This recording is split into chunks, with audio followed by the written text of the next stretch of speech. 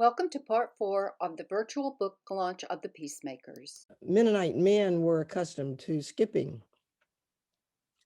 what was called um, muster day. In other words, when the militias practiced, they just didn't go, and then they would give pay a fine, 50 cents or 75 cents. Well, when we get to the Civil War, they can no longer do that.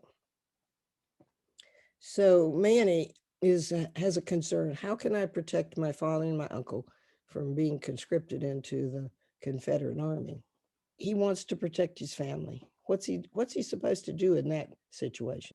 And of course, one of the big questions that he's dealing with is how does a boy become a man? Because he is hoping to grow up.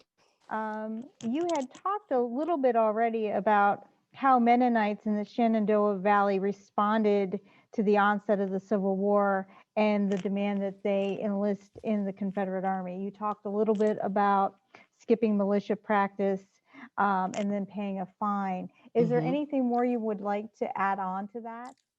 Well, quickly, the Mennonite response and the Dunkard response to being forced to join the Confederate Army was not, they didn't all think the same. They didn't all solve that the same way. Hired a substitute. You could do that at the beginning of the war, at least.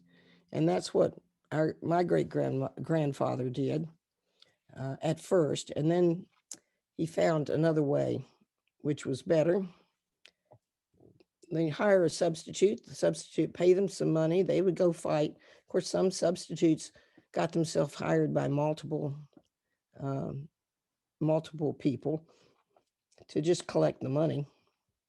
Mennonite men could try to escape to Northern Territory, and their idea was not to go north and fight for the Union. Their idea was to go north as far as the B&O Railroad and then travel west to get away from the fighting so they wouldn't have to fight for anybody.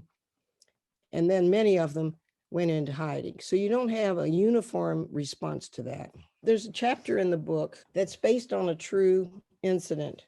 In June of 1861, at the Weaver's Mennonite Church, a soldier came during the service and demanded that the men enlist in the Confederate Army. And that's a true incident. So Manny is sitting in church on Sunday. He's listening to Elder Shank preach, and he's bored, and he's not listening. And he's looking across the room because the men and the women are separated on different sides of the church. He's looking across the room at the preacher's daughter, Elizabeth, and wondering, if she notices him at all. And meanwhile, his brother, Swope, is sitting there ramrod straight, listening to everything. But Manny hears hoofbeats coming down the road towards the church. And then the hoofbeats stop outside the door of the church. Manny's ears caught the sound of the church door opening behind him and the punctuation of hard-soled boots on the floorboards. Movement rippled through the sanctuary as people, including Swope, twisted to see who had entered. Manny turned to look too. A stocky, broad-shouldered soldier stood framed in the doorway. He paused for a few seconds, light streaming past him into the sanctuary, making his figure seem even more formidable. Despite the disruption, Elder Shank continued preaching. The soldier started up the aisle, his boots ringing against the floorboards as he went. Manny could see now that he was wearing gray pants and a blue jacket. 3 bars were stitched on the collar of his coat, and its sleeves were trimmed in gold braid. He was clean-shaven, which made the sharp features of his face stand out. Every eye in the congregation followed his progress. But before Manny turned forward again, he saw a second soldier slip through the door and lean against the back wall, arms crossed in an authoritative stance. As the first soldier reached the front row, He stepped inside, causing the men and boys seated there to squeeze in closer together.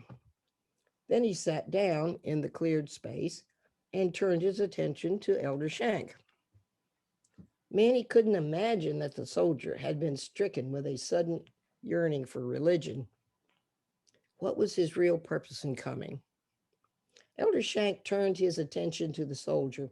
He appeared to be preaching right at him as if he had written his sermon, knowing that the man was going to show up.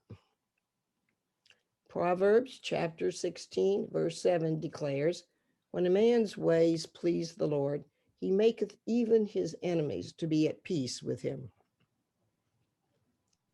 The eyes of each person in the congregation were fixed on the soldier, anxious to see what would develop. Occasionally, Manny took a swift look at the back of the church. The second soldier continued to stand motionless, his arms folded.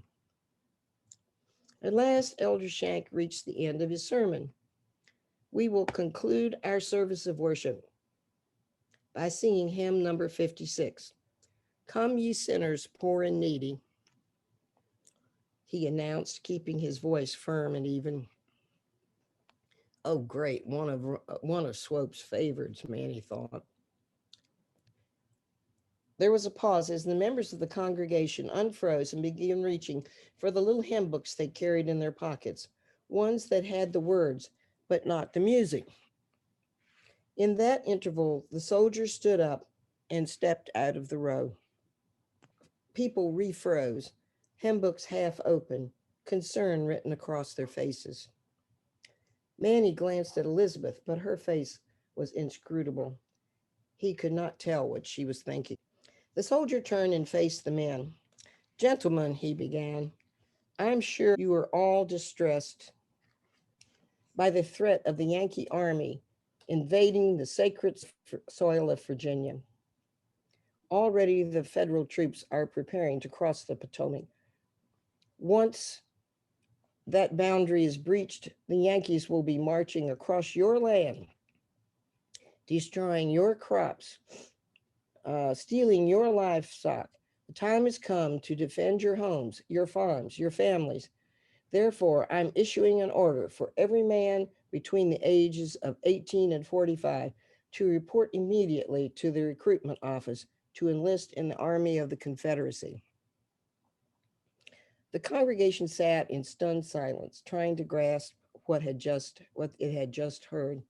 The soldier stared at the men for a few seconds. Then he started down the aisle toward the back of the church. Manny heard the shuffling of shoes against the floorboards as Brother Owen Good stood and confronted the man. "But, sir, we are a people of peace. We don't believe in killing our fellow man. Therefore, we cannot enlist in your Army of the Confederacy. But I'm sure every man here will be glad to pay the usual fine for not serving." The soldier looked at Brother Good squarely in the eye and spoke with derision in his voice.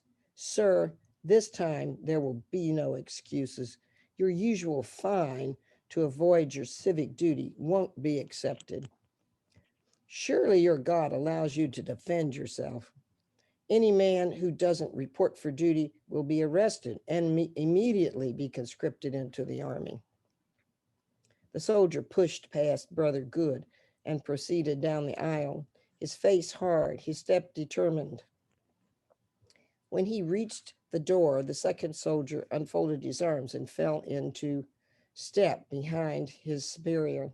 Manny heard them mount their horses and heard the horses' hooves beat once again against the ground, this time moving away from the church.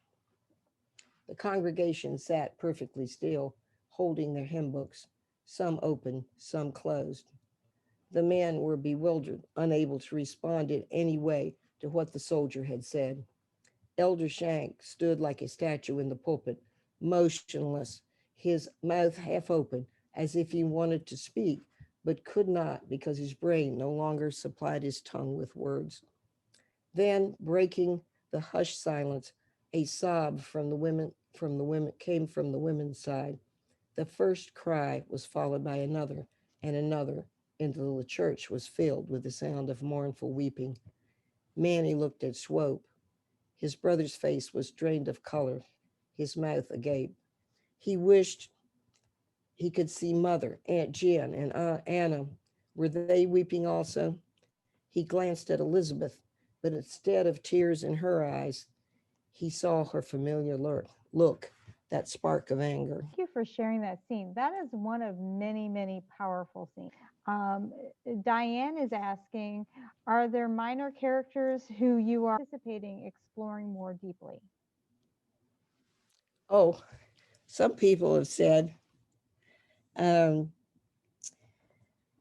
they wanted to see more interaction between Elizabeth and Manny and Elizabeth. Well, they each are attracted to each other, but they're 14 years old, and this is 1861, and so their interaction is um, it's like 14-year-olds. Manny doesn't know what to say to her, and she always says something to him that sounds critical. But hopefully, as we go through more of the story, 1862 and so on, Elizabeth would become a more important character. I know earlier John Shaw mentioned that he hasn't finished the novel yet, but he's wondering if his 10-year-old grandson is going to be able to understand the complexities of the stories. He's going to test it on him. I think that he'll understand it better if he's 10 years old, if he's around fifth grade, you'll get some American history. It might be a good book to read together with him. I think it is a little more complex than that age group. It seemed to fall between the ages of 12 and 16, and then adults that enjoyed. I have a 13-year-old and she's in 7th grade, and she's reading a lot of books for summer reading and in class about social justice. And so I think this kind of really fits into that age level well. I think it deals with questions and problems that age group has. Virginia was asking, she said, Aunt Jen is an interesting, strong woman character, and she really is. Could you speak just a bit about how Aunt Jen's character was developed? We're looking at large families, and large families seem that they had maiden aunts in them. And so those maiden aunts were taken into the homes of their siblings, and they served wonderful purposes there. If you think about the need in a large family for other adults, if you have 13, 14, 15 children, one mother can't uh, help all those children with their problems and all. Besides, if you have all these children, you're pregnant a lot. And so you need other adults in the family that help to direct the family life and the children. And so Aunt Jen is a character that's modeled after that maiden aunt that filled a real purpose in families. Thank you for sharing that. It's about time to wrap up. This has been a book discussion with the author about Peacemakers. The books are available from the publisher, Shadeland House Modern Press, online at smpbooks.com, and from the author, Rebecca Lindsay, lowest terms at fuse.net, or by special order from your favorite independent bookstore by going to indiebound.org. These are perfect Christmas books.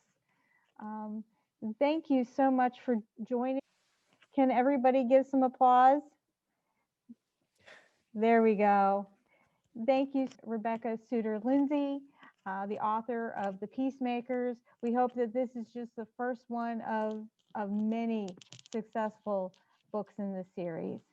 Thank you very much, everyone. Have a good night. This concludes the virtual book launch of The Peacemakers. Thank you for joining us. and have a good evening and happy holidays.